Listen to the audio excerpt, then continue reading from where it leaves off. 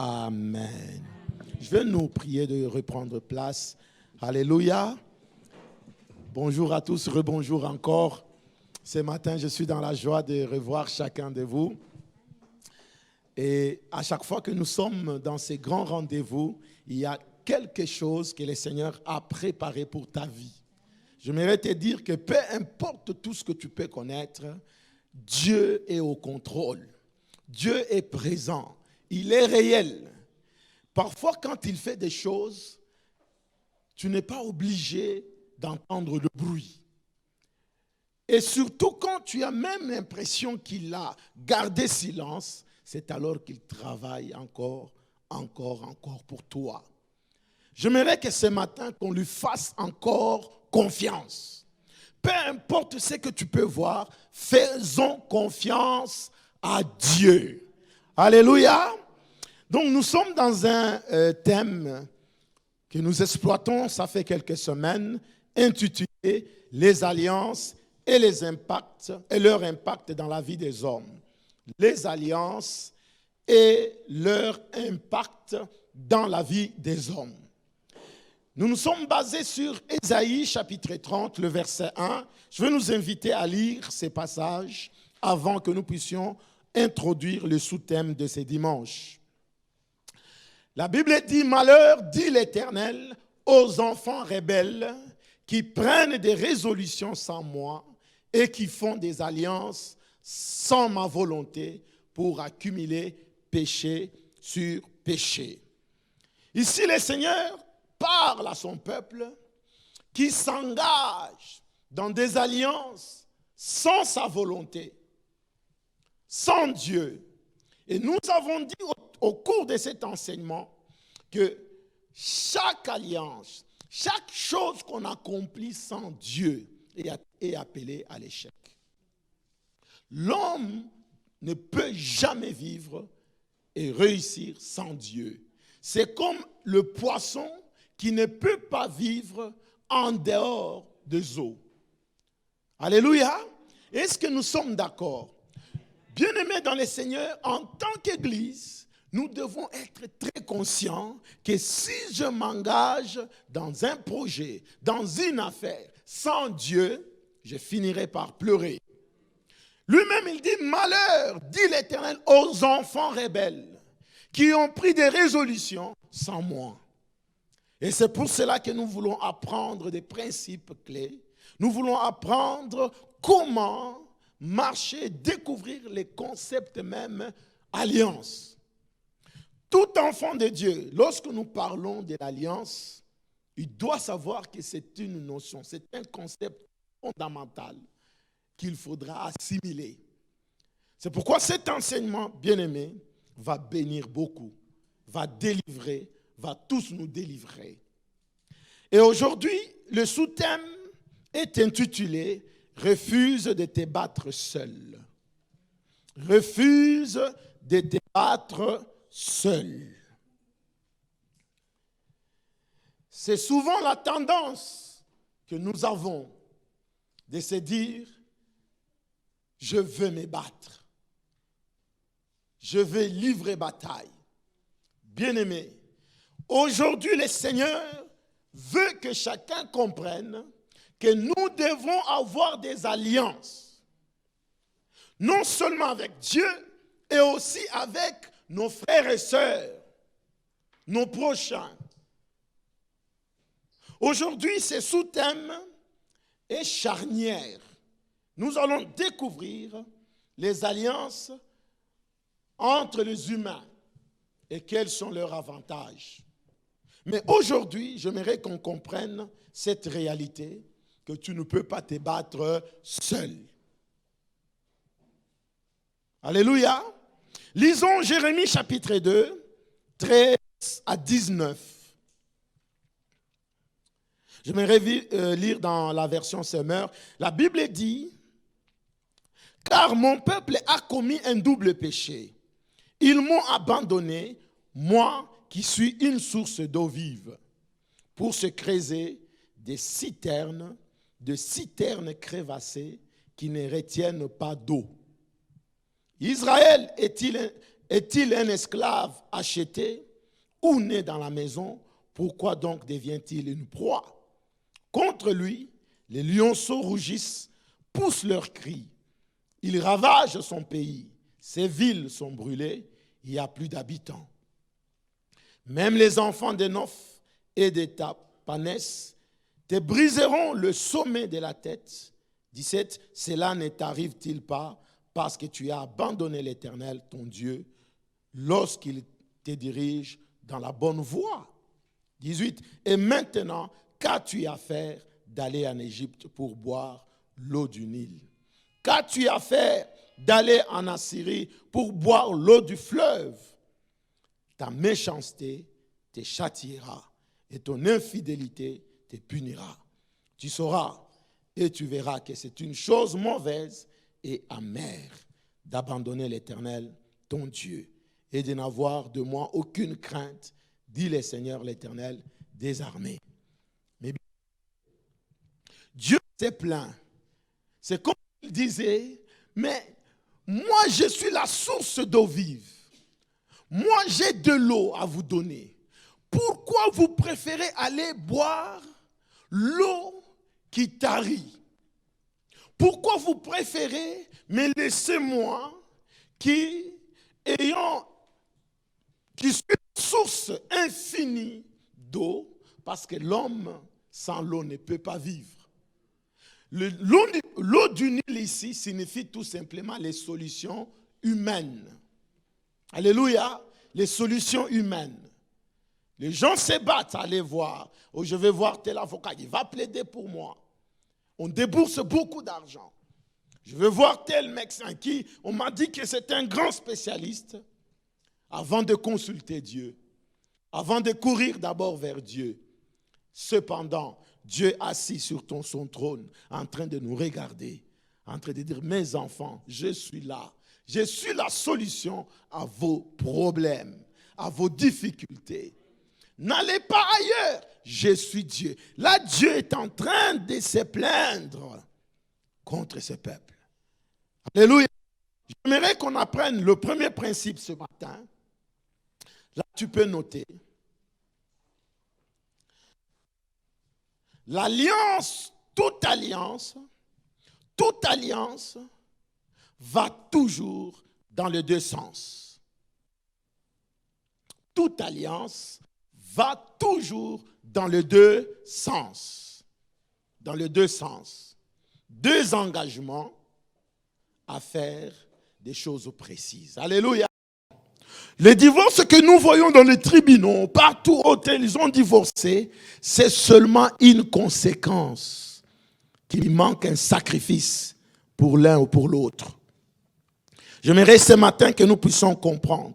Lisons un peu Romains chapitre 12, le verset 1. Nous puissions comprendre que la vie avec Dieu nous demande qu'on puisse aussi lui donner les sacrifices, lui donner aussi les offrandes, lui donner aussi des choses de nous. Alléluia. Nous sacrifier en temps. Nous sacrifier en beaucoup de choses. Alléluia. La Bible dit, nous sommes dans Romains chapitre 12. Romains 12, le tout premier verset. La Bible dit, je vous exhorte donc, frères, par les compassions de Dieu.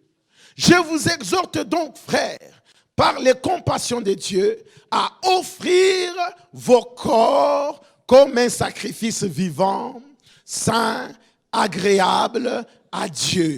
Ce qui sera de votre part un culte raisonnable. Alléluia. Imaginez Jésus lui-même. Il a payé le sacrifice. Il est allé à la croix. Il est mort et ressuscité. Ce n'est pas parce qu'il voulait se faire star. Ce n'est pas parce qu'il voulait qu'on le voit ou faire un scénario juste pour qu'on cite son nom. Derrière l'œuvre de la croix, c'était notre délivrance. Nous étions des pécheurs, des gens voués à la mort. Le salaire du péché, c'est la mort. Alléluia. Et l'homme était déjà mort. Christ accepte d'aller mourir, c'est donner corps pour que nous ayons la vie. Alléluia. Mais maintenant, au retour, qu'est-ce que nous lui donnons? Alléluia. Vous savez, même la majorité des enfants qui Dieu a béni, le réflexe qui vient, vous allez remarquer même dans votre vie, c'est de bénir leurs parents. C'est de bénir ceux qui ont contribué à leur réussite. C'est comme une obligation morale. J'ai dit comme une obligation morale. D'ailleurs, la Bible dit qu'honore ton père et ta mère pour vivre longtemps. Pourquoi Dieu établit ce genre de principes? Parce qu'il sait que ces gens, bien aimés, je ne savais pas que nos mamans ont payé du sacrifice pour nous voir naître à la maternité. Alléluia. Aïe, aïe, aïe. La première fois que je suis devenu papa, j'ai dit, mais c'est pas vrai, ça m'a changé. J'étais à l'hôpital, pendant que maman Elise était là, on l'amène, tous. Alors j'étais en train de regarder, j'ai dit, c'est pas vrai. Tu regardes la jeune fille là, qu'on s'était mariée là, elle a le visage un peu gonflé. Tout ça. Donc le médecin qui défilait là-bas. Et je vois une infirmière qui vient dire, monsieur, tu vas couper les cordons. J'ai dit, non, pardon. Pardon. Ça m'a fait tellement bizarre. Bien aimé, ces jours-là, j'ai commencé à voir les dames, les femmes au trément. Bien aimé, quel sacrifice. Est-ce qu'on peut acclamer pour les mamans? Acclamons-le. Alléluia. Bien aimé, c'est pour cela que les sacrifices que les gens font, quand tu vois les enfants qui manquent respect à leurs parents, d'office, même si les parents n'ont rien dit, c'est la malédiction. Parce que derrière, ils se sacrifient. Combien ceux-là, au lieu de s'acheter une belle cravate, une belle chemise, ils disent non, mes enfants d'abord. Au lieu d'aller chercher de belles chaussures, ils disent non, mes enfants d'abord. Alléluia. Alors nous, en tant qu'enfants, dis en tant qu'enfants, nous devons honorer ces sacrifices. C'est très important, mes bien-aimés. Prends un cadeau en ce dimanche ici. Honore quelqu'un qui a dû payer un sacrifice dans la vie pour toi. Essaie de réaliser qui est-ce qui a quand même payé le prix. Fais-lui cadeau, ça peut t'ouvrir les portes. Parce que Dieu lui-même veut que nous puissions aussi nous sacrifier, lui montrer que waouh, Seigneur, tu l'as fait pour nous, moi aussi je me sacrifie. Alléluia. Combien de gens Dieu a guéri miraculeusement, mais au retour.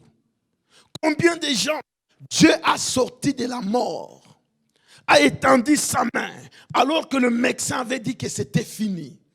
Mais au retour, alléluia, la majorité des cas, mes bien-aimés de ceux qui servaient Dieu avec zèle, derrière vous verrez qu'ils ont réalisé la grandeur du sacrifice de Dieu dans leur vie. Vous allez trouver que même s'ils ne le disent pas haut, ils ont vu la main de Dieu et ils ont décidé, Seigneur, moi je resterai dans ton église, je te servirai jusqu'à la fin de ma vie. Et il est important de les savoir. Mais lorsque Dieu agit, il te sauve, il fait tout ce qu'il faut faire, mais au retour, Dieu ne se retrouve pas. C'est dangereux, dis un peu c'est dangereux. C'est pourquoi l'apôtre Paul lui-même dit, je vous exhorte, je vous supplie, mes bien-aimés, frères, il fallait qu'il ajoute sœurs aussi, par les compassions de Dieu, à offrir vos corps. Dieu ne viendra pas te forcer. Dieu ne viendra pas te prendre comme un robot pour t'imposer quelque chose. Non. Dieu attend de nous que chacun volontairement fasse de sa vie un sacrifice devant lui. Alléluia. Premier sacrifice, c'est toi-même. Parce que si toi-même tu n'es pas offert à Dieu, tu ne t'es pas donné à Dieu, bien-aimé, tout ce que tu peux faire est inutile. La première des choses, c'est d'abord toi-même. Dieu te cherche. Dis un peu, Dieu me cherche. Dieu veut que nous soyons des sacrifices. Alors que les autres dorment, tu es devant lui en train de lui parler, en train de lui chuchoter des choses. Dans des heures où le corps est fatigué, mais on est devant le trône en train de lui parler. À l'heure où nous sommes, il y a des gens qui se plaisent. Ils sont chez eux ils sont contents, ils dorment, ils regardent la télé. Mais toi, tu es venu dans sa maison. Continue, bien-aimé. C'est très important. Il y a des moments où Dieu jure par lui-même lorsqu'il voit un sacrifice. Lorsque Dieu regarde, il dit non, je jure. Et à chaque fois, quand Dieu jure de bénir les gens, c'est devant des sacrifices. Il a regardé l'offrande d'Abel. Dieu dit, comparé à l'offrande de son frère. Il dit, ici c'est le sang, l'offrande du sang. Dieu regarde la valeur, Dieu jure. Il dit, ça je suis d'accord, j'étais favorable. Dieu attend de nous un sacrifice. Donc je disais que l'alliance est basée dans les deux sens. Dieu fait sa part, nous aussi nous faisons notre part. Alléluia. Cela m'amène à dire la deuxième chose. C'est pour cela que Dieu exige. C'est pour cela que Dieu exige, ou Dieu est exigeant. Dieu exige toujours une offrande devant lui comme un signe d'alliance. Deutéronome chapitre 16, le verset 16. Dieu exige toujours une offrande. Il y a déjà ton corps qui doit être consacré dans la sainteté, dans la sanctification. Alléluia. Consacré à lui. Mais maintenant, regarde ce qu'il dit. 3 fois par année, tous les mâles d'entre vous se présenteront devant l'Éternel, ton Dieu, dans le lieu qu'il choisira, à la fête de pain sans levain, à la fête des semaines et à la fête des tabernacles.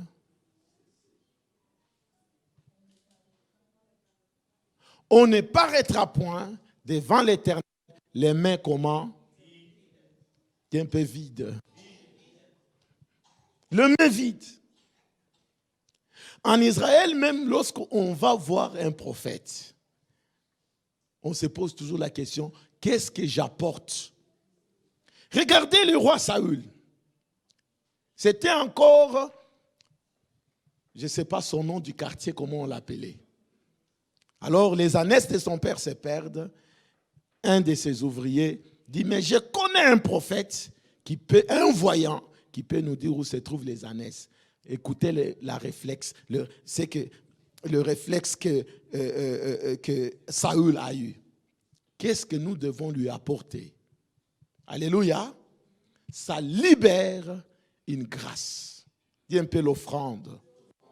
Dieu attend de nous des offrandes.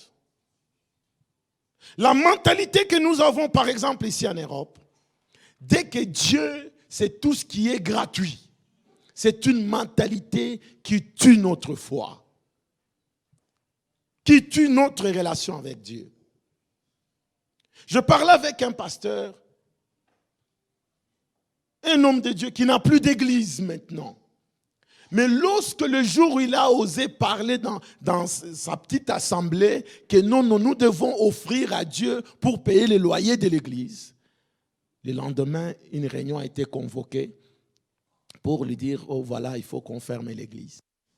Il me raconte ça, j'ai dit, mais nous sommes dans quel monde? Il dit, non, ça c'est du belge. Hein? Les Belges n'aiment pas entendre parler de l'offrande. Mais ils veulent quand même Dieu. Alléluia. Ils veulent Dieu, mais sans offrande. Dis un peu, j'enlève cette mentalité-là.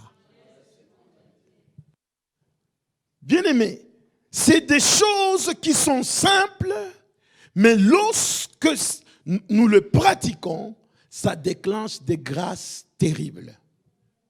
Dieu, ce n'est pas un Dieu où on se présente comme ça et on dit, Dieu, donne-moi tous les ciels, donne-moi toute la terre et tout l'or de la terre. Et ça s'arrête là. Rien ne va se passer. Salomon, dites un peu Salomon, s'est tenu devant Dieu. Il a érigé un autel. Il a apporté des offrandes. Il y en a même qui disent que c'était des millions. Dieu secoue la tête, il dit, tu m'as demandé la sagesse et l'intelligence. Je t'en donne. Et j'ajoute même les richesses. Alléluia. Dieu est sensible à ce que nous faisons en termes d'offrande. Il est très sensible. En Israël, même nos enfants, les premiers-nés, on devrait donner une offrande prémisse en faveur de ces enfants pour qu'ils t'appartiennent. Dis un peu offrande. Troisième chose que je viens parler par rapport à ce que nous devons faire, parce que l'alliance va dans les deux sens. L'alliance va dans les deux sens. Pour ceux qui n'ont pas bien saisi, la première chose, c'est que nous devons nous-mêmes nous offrir à lui. Alléluia. Nous devons nous offrir à lui. Deuxième chose, il exige toujours. Ce n'est pas quelque chose à négocier. Il exige toujours une offrande. Il y a même des gens, quand ils vont rencontrer des magiciens, ils vont voir des voyants mystiques. On leur demande, mets quelque chose. Avant de partir, monsieur, vous devez donner de l'argent. Nous connaissons même ceux qui, sur Internet, on leur parle de l'avenir, ouvre un peu tes mains, on lit dans leurs mains, et puis on dit, bon voilà, tu vas faire le virement sur ce compte pour voir tout ce qu'on vous a dit s'accomplir. Ces gens-là connaissent les principes. Alléluia. Le diable voudra qu'on lui donne aussi quelque chose. Ne soyons pas naïfs. Ne soyons pas des gens qui croyaient que sur cette terre, les choses se passent comme ça, comme on le veut. Les principes sont là. Il y a des clés qui ouvrent le ciel. Qui ouvrent le ciel. Tu veux aller loin même dans ta vie de prière. Dans l'onction. Dis un peu l'onction. Si tu n'apprends pas à te sacrifier, à laisser ton lit, à mettre le lit de côté, c'est difficile. C'est très difficile. Si tu n'apprends pas à griller tes genoux, frère, il faut que tes genoux soient noirs, qu'il y ait des taches qui montrent que tu es quelqu'un d'à genoux. Alléluia. S'il n'y a pas ça, regardez même de nos frères musulmans. Les gens qui sont allés plus loin, vous allez les reconnaître sur leur front. Une grosse tache noire. Donc, ils ont vraiment payé le prix de la tête. Tom, tom, ils frappent. Nous, en tant que chrétiens, bien-aimés, dis un peu, je vais peser lourd maintenant. Troisième chose, améliore ton alliance avec Dieu. L'alliance, ça s'améliore, ça se renouvelle par la pratique de ses commandements. Jean chapitre 14, prenons juste le verset 15.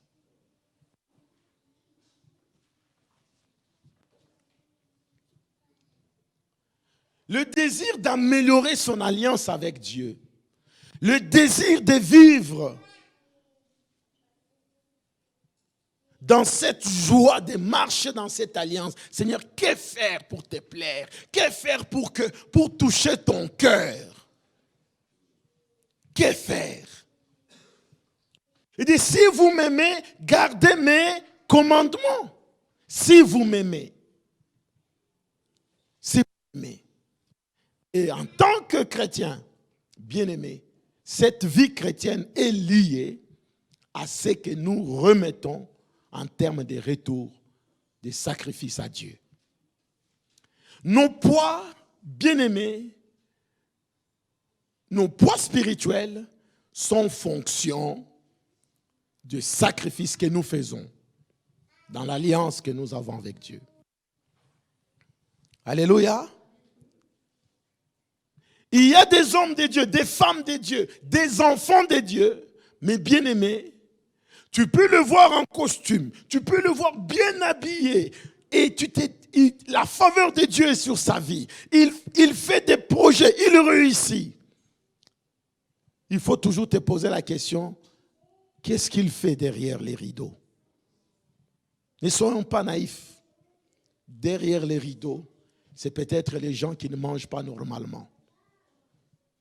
Il peut manger une fois le jour. Parfois, il dort à terre, à même les sols, cherchant Dieu. C'est des gens qui, parfois, ils ne côtoient même plus des amis. Il est là, il est enfermé. Mais il a envie d'aller voir les gens. Mais avec Dieu, il ne peut pas. Il reste isolé, cherchant Dieu. Si nous ne comprenons pas cela, l'alliance là sera verbale. Ça va être toujours, je suis enfant de Dieu. Mais sans rien de spécial. Sans signe que tu es en alliance avec ce grand Dieu. Alléluia. Maintenant, pour passer à un point suivant, parce que j'aimerais que nous puissions beaucoup prier, nous devons comprendre que marcher avec Dieu, ça doit être une urgence pour nous les chrétiens. Surtout dans cette communauté, que marcher avec Dieu soit une urgence. Ne fais pas un seul pas sans Dieu. Vérifie toujours, Seigneur, dans le projet où je suis en train de me lancer, je dois être avec toi. Cherche toujours que Dieu soit présent. Mais le fait que toi-même tu sois sacrifice fera que Dieu soit avec toi. Fera toujours que le Seigneur soit présent dans ce que tu entreprendras. Et lorsque tu aimerais te dévier, il sera là pour te montrer la voie et dire, ce n'est pas là, c'est ici. Il va te montrer. Parce qu'en soi, quoi Dieu veut que nous offrons. Parce qu'en soi, les voies de l'homme lui amèneront toujours à périr. Mais le voie de Dieu, c'est le meilleur pour nous. Alors Dieu veut que nous puissions nous-mêmes nous donner totalement à lui, nous laisser faire par lui, pour que nous puissions réussir. Parce que si tu appartiens entièrement au Seigneur, et qu'il commence à te guider, et que là où tu veux aller, il est présent, aucun sorcier ne te touchera. Aucun sorcier ne te touchera. Ils feront des réunions. Ils voudront te tuer. Ils voudront tuer ta famille, mais Dieu sera présent pour te défendre. C'est pourquoi il dit même, vous garderez silence. Moi, l'Éternel, je combattrai pour vous. Bien-aimés, Dieu est fidèle. Je pense que nous devons comprendre que le diable existera. Les démons seront toujours là pour faire leur job. Mais nous devons faire notre part. Il n'y aura pas un seul jour où nous nous réveillons le matin, dans ton quartier, il n'y a aucun démon. Ce n'est pas possible. Ils seront là. Les sorciers seront là. Les méchants seront. C'est leur travail. Mais si nous ne comprenons pas qu'en marchant, il faut que Dieu soit là. Bien-aimés, on est en danger. Il faut que Dieu soit là. Il faut que Dieu soit là. J'aime l'onction, dis un peu l'onction. Parce que quand nous faisons des cultes comme ça, il y a des moments quand le ciel, l'ange de l'église, les anges ne sont pas au grand complet. Parfois je suis triste. J'ai dit continuez la louange. Continuez la louange. Continuez la louange, parce que nous allons chanter, la préparer déjà, pour que quand le ciel s'ouvre, alléluia, quand maintenant l'ange est là, bien-aimé, je peux me rouler à terre, j'ai dit c'est fini, nous avons la victoire. Ne prie pas sans que tu sentes la présence de Dieu.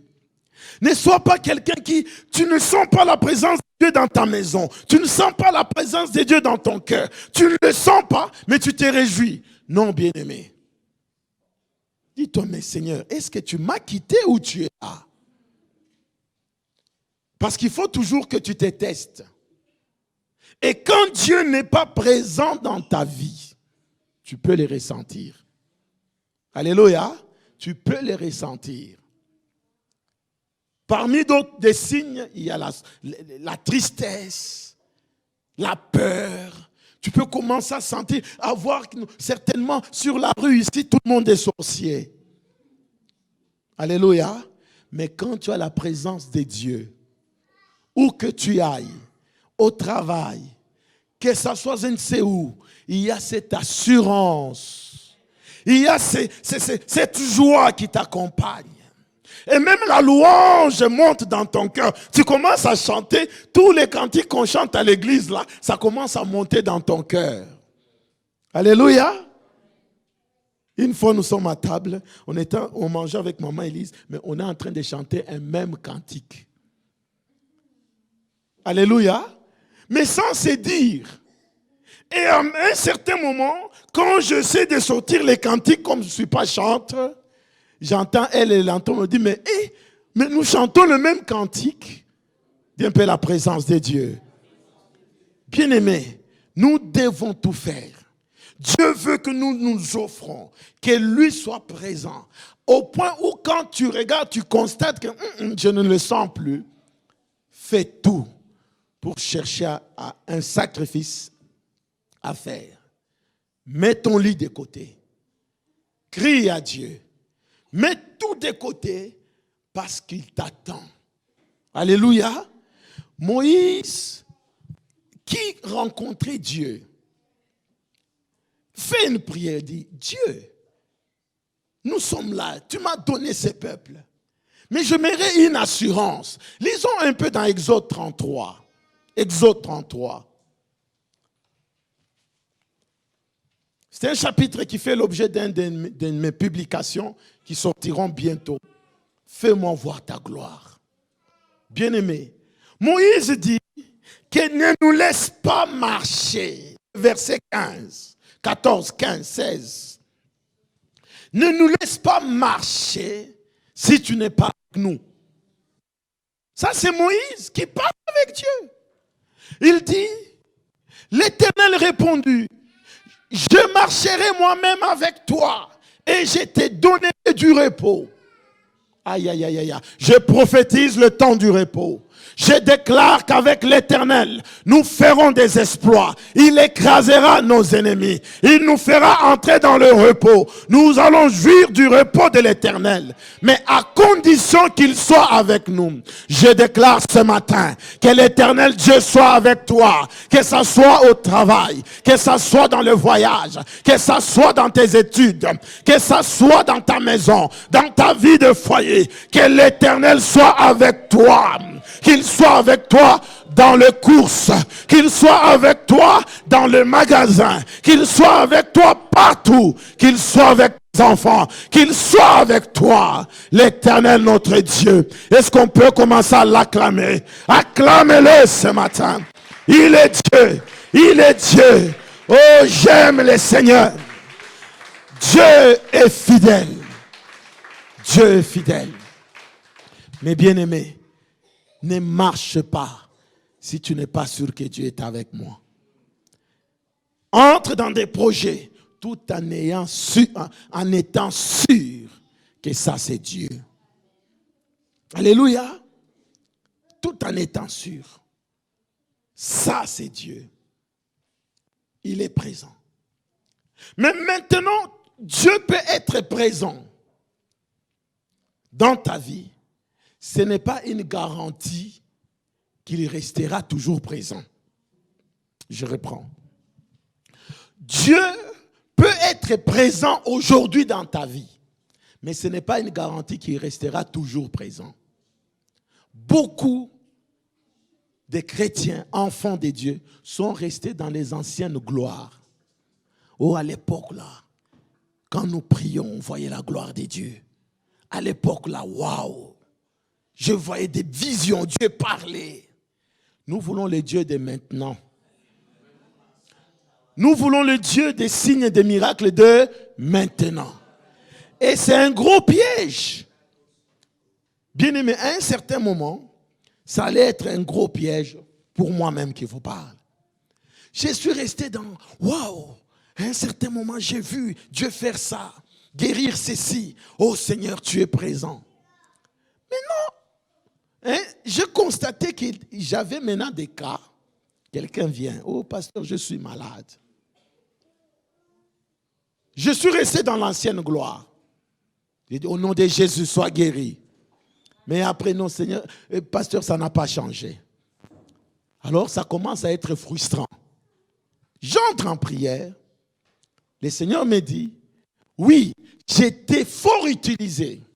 Mais ici, tu dois augmenter les sacrifices pour atteindre la dimension des grandes délivrances que tu veux.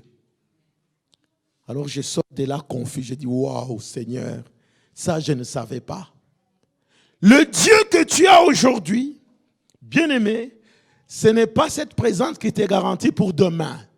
Il faut toujours que tu comprennes que c'est Dieu, il est avec toi, mais veille à ce qu'il demeure. Qu'il demeure. Alors j'ai commencé à dire, Seigneur, c'est vrai. À terre, à même les sols. Soupe chaque jour. Cherchons Dieu. Je suis allé chercher une nouvelle Bible. J'ai dit, nouvelle alliance. Aïe, aïe, aïe, aïe, aïe, aïe, aïe, aïe. Est-ce que tu peux acclamer un peu Dieu? Nouvelle alliance. Pourquoi? Tu peux rester dans des prophéties. Oh, tu es une grande dame. Dans 6 mois, c'est toi qui vas avoir de grosses affaires. Bien-aimé, mais si tu ne veilles pas à ce que les sacrifices parlent devant Dieu, oublie, tu vas être frustré. Alléluia. Pendant Dieu regarde, Dieu me montre dans une vision, nous sommes là, comme cet auditoire, mais multiplié par 20, par 30, beaucoup de gens. Beaucoup, je me réveille. Et la vision là, je l'ai eue il y a maintenant 6 mois. Je partage avec un ami qui dit, Pasteur Steve, selon ce que Dieu m'a dit, juillet ne va pas dépasser. Vous allez même déménager. Je vois une foule terrible. Bien aimé, nous sommes au mois d'octobre, le 2 octobre. J'étais frustré. J'ai dit, Seigneur, qu'est-ce qui se passe? Ce matin, le Seigneur dit, il y a les sacrifices à faire. J'ai dit, oh Seigneur, avec tout ce qu'on a en Europe ici, quel sacrifice? Il dit, non, il n'y a pas de choix. Alléluia. J'ai compris. Beaucoup d'hommes de Dieu, il va donner chez l'employeur 8 heures plus le transport. 1 heure d'aller-retour, ça fait 2 heures, 10 heures par jour. Quand est-ce que tu as le temps de payer le prix des genoux? Alléluia. C'est ça qui fait que nous ne progressons pas. C'est ça qui fait que nous ne perçons pas. Alléluia. Dieu d'alliance a déjà libéré beaucoup de bénédictions. Dieu a déjà libéré des bénédictions sur ta vie. Dans ta vie, si Dieu veut te montrer les tableaux des bénédictions qu'il t'a déjà données, bien-aimé, tu ne te soucies même plus. Arrête de te faire des soucis.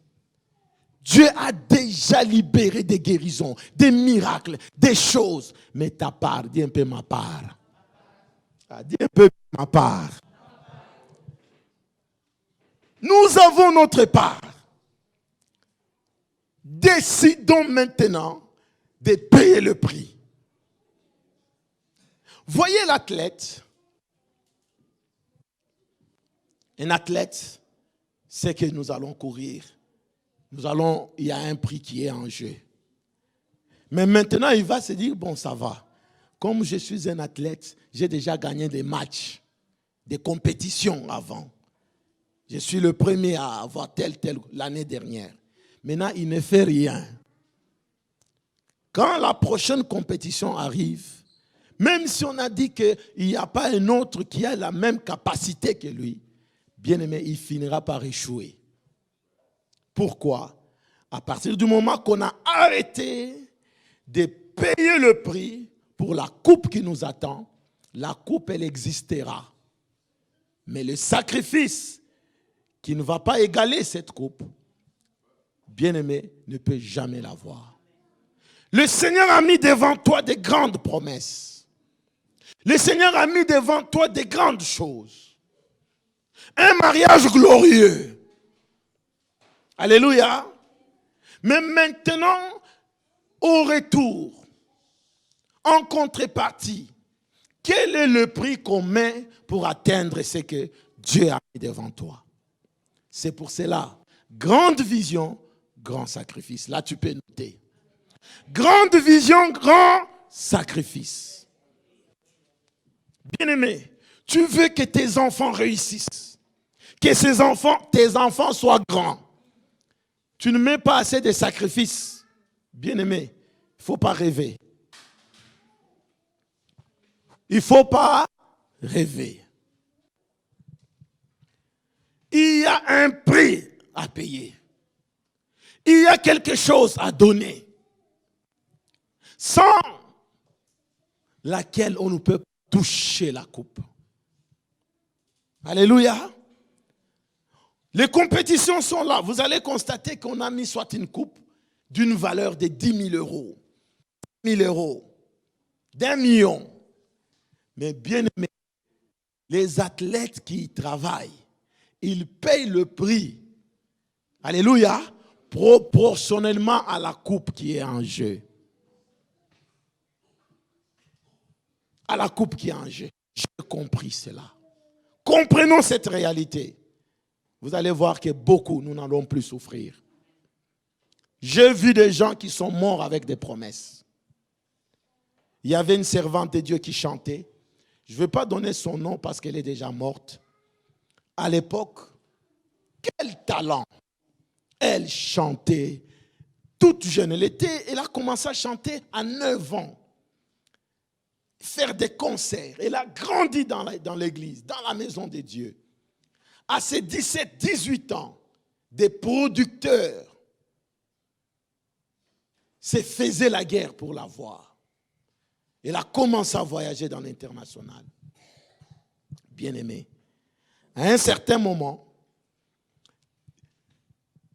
la promesse qui était là, nous étions dans la même église. La promesse était qu'elle allait être parmi les stars du gospel chrétien dans le monde entier. Et c'est là Dieu ne faisait que parler, parler. Nous étions très sûrs. Bien-aimés, je me rappelle et je ne veux pas oublier ces jours quand elle est venue me dire, Pasteur Steve, tu dois prier pour moi. Parce que je maigris, mais je ne sais pas qu'est-ce qui m'arrive. Elle perd 5 kilos, 10 kilos en une semaine. On a prié, on a prié. C'était presque trop tard. Bien-aimé, elle décède le jour. Non, elle décède juste après avoir signé un contrat avec un producteur américain. Des millions d'argent. Elle laisse le contrat. Qui n'avait pas pleuré? Elle est partie. On a commencé à accuser. Non, c'est la sorcellerie. Oh, c'est ceci, oh, cela. Bien-aimé, j'ai compris qu'il y a une chose. Grande promesse, grand prix. Grande promesse, grand. Tu veux les grandes choses? Grand prix. Paye le prix, frère. Alléluia. Tu as des grandes promesses. Paye les grands prix. Cherchez Dieu.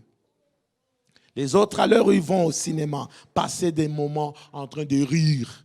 Mais toi, tu es à genoux devant les seigneurs. Tu es devant les seigneurs. Tu es devant Dieu en train de parler. C'est cela que J'aimerais passer au point suivant, mais j'aimerais m'adresser à la jeunesse. Jeunes, il y a beaucoup de distractions que l'ennemi met devant vous. Beaucoup de choses qu'il vous propose. Alléluia. Mais sachez que même les stars de foot que vous pouvez envier, bien aimé, allez chercher quand ils s'entraînent. C'est des monstres. Ils s'entraînent. Ils dépassent les limites pour gagner, pour être ce qu'ils sont. Mais les jeunes ne voient pas ces sacrifices, mais ils voient seulement la coupe. Les gens fêtés, ils sont contents. Et ils sont dans les distractions. Alléluia. Si tu es distrait aujourd'hui, demain tu seras jaloux de tous les autres jeunes qui seront en train de payer le prix aujourd'hui. Les jeunes qui sont en train d'aller, ils sont dans des cafés, en train de balader, en train de traîner dans la ville, il y en a même, vous allez voir après l'école, qui sont à rive gauche en train seulement de traîner là, de regarder les choses pour lesquelles ils ne peuvent même pas s'acheter. Ils vont regarder les chaussures Nike, 350 balles. Et ils regardent, ils avalent la salive. Alléluia. Tu passes le temps. Tu n'auras pas ça. Mais, pas maintenant, je voulais dire. Mais, prépare ces Nike de 350 là avec Dieu maintenant. Parce qu'il va arriver un temps où les 350, ça ne sera pas un problème pour toi. Tu auras déjà payé le prix. Une fois, nous allons voir un médecin spécialiste en neuro, je ne sais pas, chirurgien, il opère les cerveaux. Alors, on nous raconte que le médecin, là, une seule opération lui coûte 70 à 90 000 euros. Maintenant, s'il en a 20. Alléluia. Alors, demandez-lui qu'est-ce qu'il a fait pour devenir neurochirurgien. C'est des gens qui s'enfermaient pour lire, faire des recherches, étudier, maîtriser des choses. Alléluia. Pendant que les autres étaient là, copine, ma petite amie, en train d'échanger. Oh, love, oh là là, bien-aimé, dis un peu, oh là là. Je ferme la parenthèse de la jeunesse. Alléluia. Alors, j'aimerais que nous puissions comprendre que nous sommes en alliance avec Dieu. Mais aussi, faisons attention, nous sommes aussi en alliance avec nos prochains. Nous sommes en association avec les gens. Alléluia. Donc, quand tu es venu même ici, dans le centre chrétien Royaume de Dieu sur terre, tu es venu t'associer à ton pasteur pour gagner la bataille. Aïe, aïe, aïe, aïe, aïe, aïe. Tu es venu t'associer à l'église pour gagner la bataille. Il est très important, bien-aimé, de ne pas te battre seul. De ne pas mourir seul dans ton combat. Comprends qu'il y a un Dieu avec qui tu dois être associé. Mais il y a aussi l'église. Dis un peu l'église.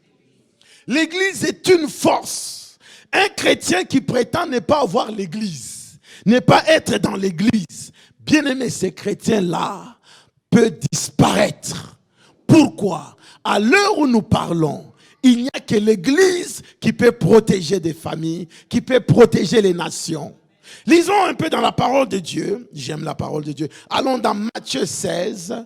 Matthieu 16, 17, 18, même 19. Mais j'ai besoin qu'on lise le verset 18. Regardez. Jésus, reprenant la parole, lui dit, « Tu es heureux, Simon, fils de Jonas, car ce ne sont pas la chair et le sang qui t'ont révélé cela, mais c'est mon Père qui est dans le cieux. » Alléluia. C'est mon Père qui est dans le cieux. Et moi, je te dis, tu es Pierre. Et que sur cette pierre, je bâtirai quoi? Mon église. Dis un peu église.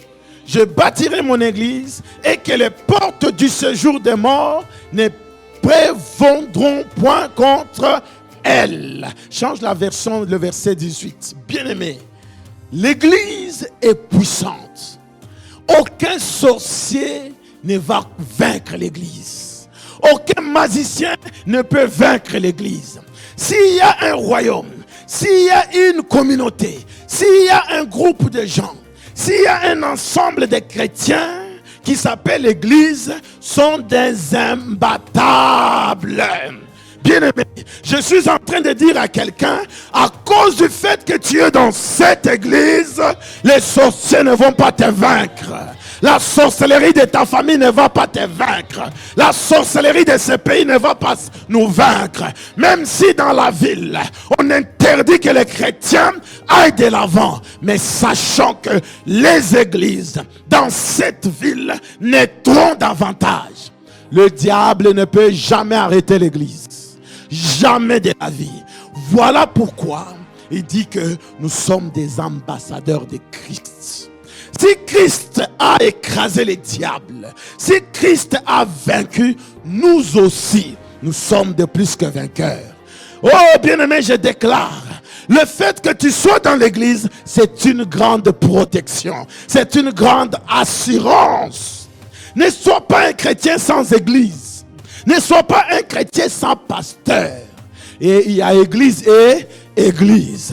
Il y a d'autres églises qui sont que des associations.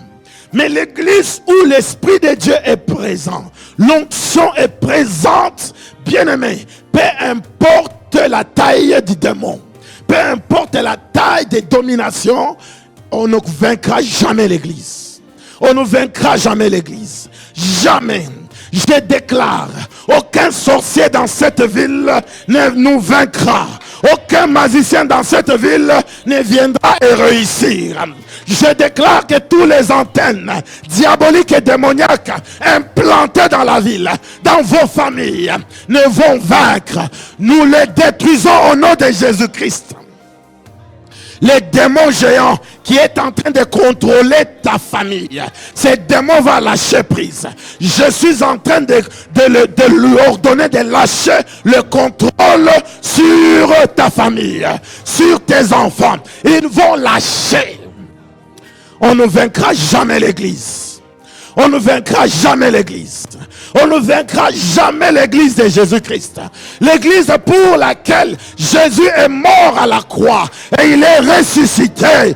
Bien-aimé, on ne nous vaincra pas. On ne nous vaincra pas. Je suis en train de dire à quelqu'un, même dans tes projets, aucun sorcier ne va te vaincre. Je suis en train de déclarer, dans la vie de ta famille, de tes enfants, aucun sorcier ne réussira parce que tu es implanté dans l'église. Tu es implanté dans l'alliance.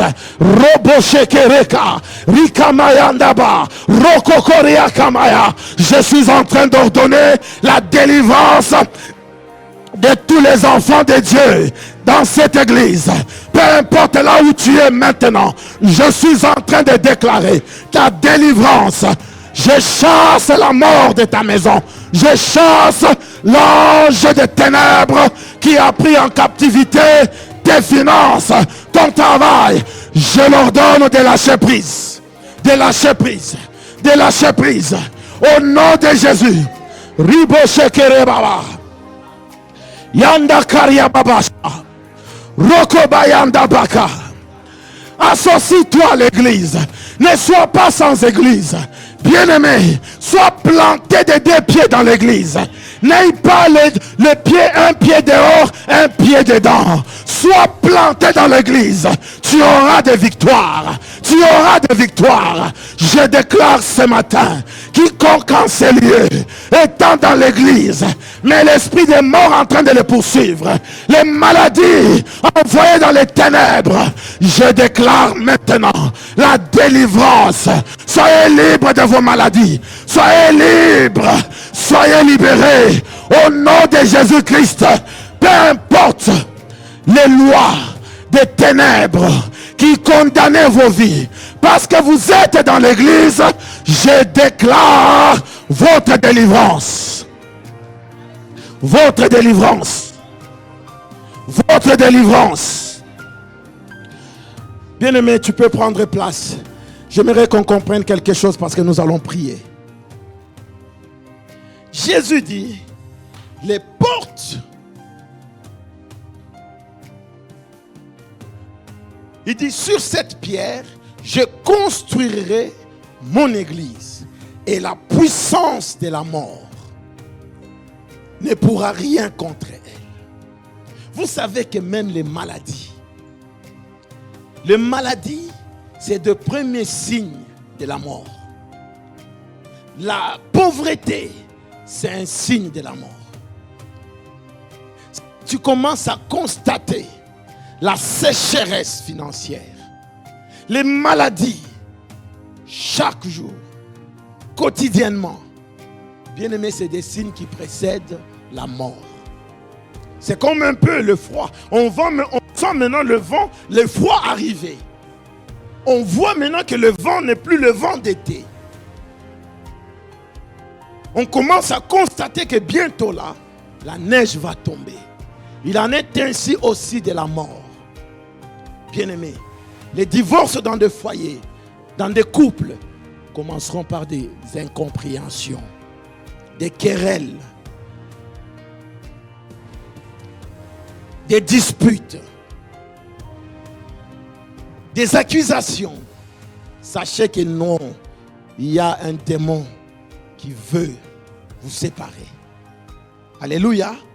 Mais Jésus, avant de partir, il est en train d'enseigner à ses disciples en disant, je bâtirai sur cette pierre, je bâtirai mon église. C'est-à-dire sur la révélation de ma personne.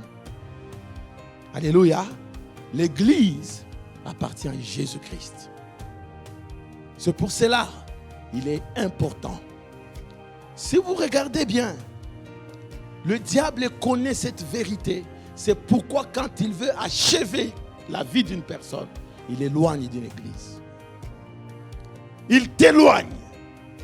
Il te met hors. Et là, il a maintenant plein pouvoir de t'avoir. Mais en étant dans l'église, il est impossible. Bien-aimé, nous avons vu ça il y a 2 ans ou 3 ans. Nous prions, le Seigneur nous parle de 4 cercueils et des visages connus. J'ai dit non, Seigneur, si tu m'as établi berger de ces hommes et ces femmes, nous refusons la mort. Je ne sais pas vous dire. La prière, on a commencé. On est parti des jeunes en jeunes. 40, on a fini. Et puis 21. Et puis 7. Jusqu'à ce qu'il est resté 2 cercueils. On a encore prié. La mort est partie. Bien-aimés, en étant dans l'église, vous ne savez pas ces mystères. C'est un grand mystère. C'est pour cela que le diable fera tout pour empêcher la vraie église de Christ de prospérer dans une ville. C'est ça le combat qu'on a. D'un peu église. Si nous ne sommes pas conscients de cela, bien aimés, nous allons avoir de la sécheresse et commencer à perdre des vies inutilement. L'église est une puissance imbattable.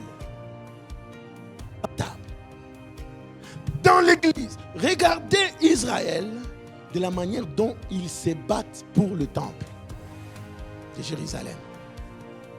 Quelqu'un va dire, mais comment ces gens, ils font la guerre pour juste le temple? Parce qu'ils savent que leur bénédiction en dépend. Alléluia. Je me rappelle, il y avait une servante de Dieu. Ça me faisait rire quand j'ai appris qu'on m'a raconté cette histoire. Ma mère, il se connaît. On a déguerpi leur église. C'est-à-dire, il y avait un conflit des terrains. Alors, le gars qui voulait acheter les terrains était tellement riche qu'il a mis beaucoup d'argent pour qu'on puisse déguerpir l'église. Un bon matin, les officiers, les soldats sont arrivés, la police, parce que ça s'est passé en Afrique. Là, c'était vraiment méchant. Ils sont arrivés le matin, ils ont pris les chaises, ils ont jeté dehors, même la chair dehors. On a mis tout dehors. Alléluia. Mais le pasteur en question, quand il a appris ça, il a loué Dieu. Il a dit, Seigneur, tu as le contrôle. Mais maintenant, la servante que je connaissais, quand elle a appris la nouvelle, elle-même elle raconte que le matin, elle s'est réveillée. On lui dit que non, là à l'église, on a vraiment tout mis dehors. Elle voulait brosser ses dents, elle est tombée à terre. On l'amène aux urgences. Pourquoi? À l'annonce de la nouvelle que son église est hors. Alléluia. Elle est par terre. Elle a perdu connaissance. Et on a prié et s'est ressaisi après. Mais quand nous apprenons la nouvelle, c'est là que j'ai compris. J'ai dit, mais qu'est-ce qui fait tomber? Est-ce que c'était sa mère décédée? Seulement qu'on a mis l'église dehors. Avec le temps, j'ai compris. Bien-aimé, si l'église, bien-aimé, n'existe pas dans une nation, dans une ville, les ténèbres vont prendre tout le monde en otage. Les gens vont commencer à mourir, disparaître mystérieusement. Mais la présence de l'église fait qu'il y ait la vie, la lumière. C'est pour cela, soyons conscients que tu dois personnellement avoir ton église où tu es là, tu fais tes sacrifices, tes offrandes, où tu donnes tes dîmes, où tu adores Dieu. C'est là que tu peux venir livrer bataille. Tu as un problème au travail. Tu dis, Seigneur, je veux au lieu de ta rencontre, l'église. Alléluia, t'es cherché. Beaucoup nous allons prospérer parce que l'église est notre couverture. Dis un peu église. Ça, c'est une grande révélation. Lisons encore Hébreux chapitre 10, le verset 5. Je vais prendre le dernier point qui va nous mener dans la prière. L'alliance avec ton prochain, bien-aimé, c'est les frères et sœurs qui sont présents avec toi. Battez-vous. Regardez Pierre, on les a pris en prison, on les a emprisonnés. La Bible dit dans le livre des Actes des Apôtres que l'église était en prière, priant pour les apôtres. Ils étaient dans la chambre haute, cherchant Dieu. La chambre haute. Lisons après Hébreux, on va lire Actes des Apôtres chapitre 1. C'est pourquoi Christ entra dans le monde, dit, tu n'as voulu ni sacrifice ni offrande. Tu m'as formé un corps. Donc le corps de Christ. C'est 25 ans. Non. Mais 25.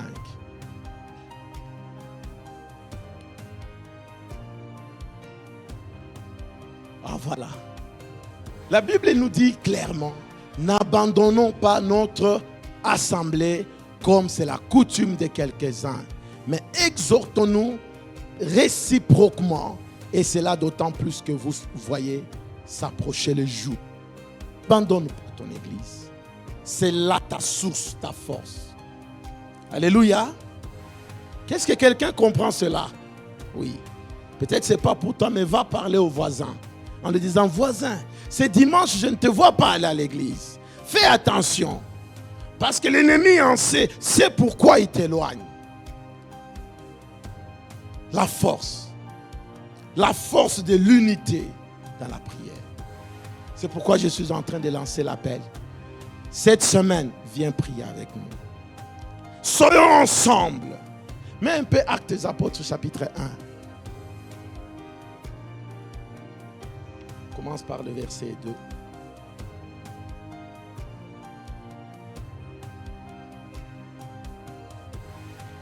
Le verset 3.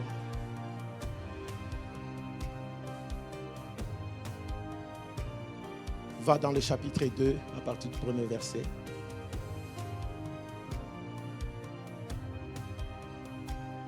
Le jour de la Pentecôte, ils étaient tous dans le même lieu. Ils étaient tous ensemble dans le même lieu. Chacun n'était pas chez lui à la maison. Ceux qui disent, oh non, moi je reste prier à la maison. Ça, ce n'est pas la doctrine du Seigneur. Ils étaient tous ensemble.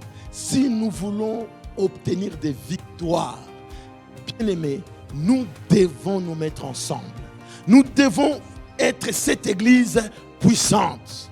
La Bible dit, faute de bois, le feu s'éteint. Donc si toi tu n'es pas là, tu dis que non, ça c'est l'affaire du pasteur et des intercesseurs. Tu ne sais pas ce que tu es en train de faire. Tu ne sais pas. Soyons tous ensemble à un même lieu pour chercher Dieu. Les géants qui a pris ta vie, qui t'a pris en otage, va te lâcher. Pourquoi? Parce que le feu qui s'allume ici fera de sorte qu'il puisse lâcher. Parce qu'il te maîtrise, il connaît que tu as le problème des jeunes. Pour jeûner, c'est difficile. Mais il sait lui-même que quand tu vas là, le feu est allumé. Ils vont te lâcher, ils vont t'empêcher carrément. Nous avions une sœur qui m'avait même parlé, ça me paraissait comme dans un rêve, mais une réalité. Pasteur, je suis arrivé même devant l'église. Quelque chose m'a dit, ne rentre pas, rentre à la maison. La sœur est arrivée même devant l'église. Bien-aimé, j'ai dit, mais comment expliquer que le gros tu as fait de chez toi, tu as fait les trajets jusque devant l'église, mais tu es rentré. Ah non, je n'ai pas aussi compris, pasteur. Alléluia. Le diable. Et ces jours-là, c'est alors qu'il y avait une onction qui était... J'ai dit, waouh, regardez-moi. J'interdis que l'ennemi te prenne en contrôle. J'interdis tout esprit qui te contrôle. J'ai dit, mais tu es arrivé même devant. Oh, j'étais devant, je suis rentré. Aïe, aïe, aïe, aïe. Dis un peu aïe, aïe, aïe, aïe, aïe, aïe. Alléluia. Alors je voudrais que tu prennes ces derniers points d'aujourd'hui. Bats-toi jusqu'au bout dans ces combats. Allons dans Jean chapitre 16, le verset 33.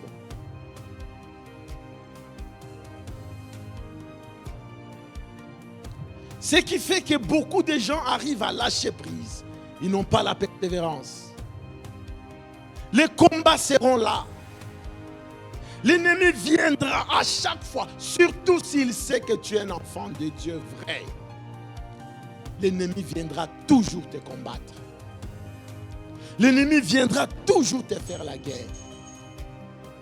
Quand ta bénédiction est proche, à la porte, l'ennemi viendra pour dire tu ne vas pas toucher cette bénédiction. Je suis en train de déclarer, je suis en train de prophétiser, ta bénédiction est déjà à la porte. Persévère, monte encore, avance. Et surtout quand tu commences à sentir des découragements, tu commences même à te dire, oh j'ai attendu ce mariage, j'ai attendu ce travail. Oh Seigneur, pourquoi tu ne me guéris pas? Pourquoi tu ne fais pas ceci? Tu commences à murmurer. Un homme de Dieu disait, quand tu murmures, tu mets le mur devant toi. Mais j'aimerais te dire, persévère. Ta délivrance est déjà à la porte. Persévère. Des fois je me dis, Seigneur, il y a un décalage, c'est que je rêve et c'est que je vis. Quel décalage? Et alors j'ai compris que ça, c'est les ruses du diable. Nous devons persévérer. Tu as la prophétie, même si elle tarde, attends-la, car elle a un temps fixé. Elle s'accomplira certainement. C'est Habakkuk qui parle. La prophétie est là. Attends-la. Où? Dans les sacrifices. Dans le genou. Oh, rababababa. Seigneur, je veux te voir. Il finira par se révéler. Il finira parce qu'il est fidèle. Il est fidèle, notre Dieu. Je vous ai dit ces choses afin que vous ayez la paix en moi. Vous aurez des tribulations dans le monde. Ça, c'est le Seigneur qui parle. Maintenant, quelqu'un qui veut dire, oh non, Seigneur, moi, bénis-moi seulement, je ne veux pas de combat. Ça, ce n'est pas de Dieu. Il y aura des combats. Les combats viendront. Tu risques même de voir le jour où tu veux aller signer le contrat. C'est alors qu'on vient t'étrangler la nuit. Il y a quelqu'un qui me disait, pasteur, moi je peur maintenant de prier la nuit. J'ai prié de minuit à 1h et puis je dors, je sens des attaques. Alors c'est peut-être pour me dire, non, je préfère ne pas beaucoup prier comme ça je suis tranquille. Non. Regarde, si tu persévères, d'ailleurs c'est un bon signe que tu vois qu'on commence à t'oppresser, c'est-à-dire tu as dérangé l'ennemi. Quand tu vois les oppressions qui viennent après la prière, c'est-à-dire tu as dérangé l'ennemi. Alors persévère, avance, persévère, jusqu'à ce que tu vas les mettre à terre. Je prophétise ce matin, tes ennemis seront tes marchepieds. Tu les mettras à terre. Au nom d'eux. Au nom d'eux. Maintenant écoutez-vous, vous aurez des tribulations dans le monde. Mais, j'aime quand le Seigneur dit, mais, prenez quoi? Courage. J'aimerais dire à quelqu'un, dis un peu courage. Dis un peu courage. Dans cette épreuve, aie le courage. Dans n'importe quelle difficulté, prends courage. Aïe. Il ne faut pas, tu es là, tu dis, oh, c'est dur. Pourtant, je prie. Qu'est-ce que ça cache quand tu dis ça? Que Dieu ne fait rien. J'ai beaucoup prié. J'ai prié, pasteur. Je prie. Mais je suis même fatigué. Dieu ne fait pas. Ça signifie quoi? Que tu crois que Dieu n'a plus la force de t'aider. Non. J'aimerais te dire que c'est l'ennemi qui veut te faire croire. Mais si tu persévères, en ayant le courage, même les francophones ils disent que la vie appartient à qui? Aux courageux. Ah frère, sois courageux. Soyez courageux. Dans la vie, peu importe ce que tu entends, sois courageux. Les gens cherchent les courageux. Là, dans la société où nous sommes, on cherche les motivés, les courageux. Quelqu'un qui, malgré que ça ne va pas dans la famille, lui s'élève pour dire, papa, maman, soyez tranquille. Je sais que le Seigneur qui a écrit cette parole est au rendez-vous. Bien-aimé, peu importe ton âge, si tu es courageux, tu vas aider beaucoup de gens. Je cherche des courageux. Est-ce qu'il y a-t-il des courageux ici? Courageux. C'est ce qui a fait que David fasse tomber Goliath. C'était le courage. En temps normal, David était un jeune garçon qui n'avait même pas fait l'école militaire. Il n'a pas été exercé en brousse qu'il était, à part qu'il s'est spécialisé en comment élever le brebis. Alléluia. Il n'avait pas fait la formation militaire. Mais une chose, il était courageux. Il vient trouver Goliath, grand détail, inexpérimenté dans la guerre. Mais lui, aussi expérimenté dans le courage. Dis un peu courage. Recevez le courage au nom de Jésus. Soyez courageux. L'ennemi veut te bloquer devant. Dis-lui que tu as échoué. Va à gauche. Il te poursuit à gauche. Tu lui dis, tu as échoué. Tu vas à droite. Mais maintenant, s'il te suit à droite, tu fais comment? Tu vas en arrière. Tu lui dis, tu as échoué. Maintenant, si, il vient même te bloquer en arrière. Tu fais comment? Bien-aimé, c'est en haut. Tu vas monter en haut. C'est là qu'il y a ton secours. L'Éternel Dieu, il dit, ton secours ne viendra pas des hommes. Le secours de l'homme viendra d'en haut. Soyez courageux. Ça, c'est Jésus qui dit. Les tribulations, oui. Les épreuves, oui. Mais sachez, prenez courage. J'ai vaincu le monde. Matthieu 24 et 13, j'aimerais que nous puissions prier. Nous allons terrasser cet ennemi. Tu vas t'élever pour lui dire, aujourd'hui c'est fini. Je suis un enfant de Dieu. Je suis un racheté. Cette maladie n'est pas pour la mort, c'est pour la gloire de Dieu. Ces blocages n'est pas pour te faire pleurer, mais c'est pour t'aiguiser. Aïe. Des épreuves, c'est pour te faire grandir. Aïe. Tu dois grandir. La Bible dit, mais celui qui persévérera jusqu'à la fin sera sauvé. celui qui persévérera jusqu'à la fin sera sauvé. Je vais nous inviter à nous tenir debout. Le Seigneur aujourd'hui est en train de nous dire d'être courageux. Ne te bats pas seul. Refuse de te battre seul. Refuse d'être isolé dans ton coin. Refuse d'être quelqu'un qui, oh non, je vais prier seul. Je vais même m'enfermer seul.